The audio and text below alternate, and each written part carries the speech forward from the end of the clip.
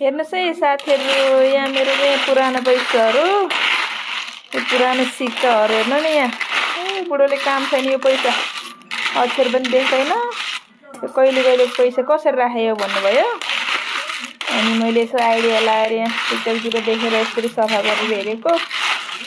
सर्लक्क सफा हुँदो रहेछ। हेर्नुहोस् है, हुँदैछ है, भइसकेको छैन, हुँदैछ। हेर्नुहोस् है त, म अहिले हजुरहरूलाई सफा भएको रिजल्ट पनि देखाउँछु है त। यस्तो टल्किँदो रहेछ। ल दिमाग लायो भने के चाहिँ हुँदैन रहेछ। ल हेर्नुभयो, काम छैन, यो नम्बर पनि देख्दैन। पुरानो भइसक्यो पैसाहरू, सफा गर्ने होइन भन्नुभयो।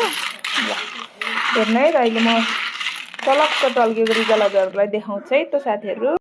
हेर्नुहोस् है साथीहरू, फाइनल्ली हेर्नुहोस्, अघिको पुरानो पैसा यो चाहिँ। ल फाइनली अहिले चाहिँ यस्तो रिजल्ट आयो। ल यस्तो राम्रो हुँदो रहेछ। ल मैले चाहिँ त्यो कहिले नचलाएर खुत्रुकेमा हालेर राखेको थियो। अनि अब चाहिँ पूजा गर्नलाई हुने रहेछ भनेर सफा गरेको। यस्तो राम्रो रिजल्ट आएर साथीहरू हेर्नुहोस्, भोलि लक्ष्मी पूजा गर्नको लागि चाहिँ यतिको भयो।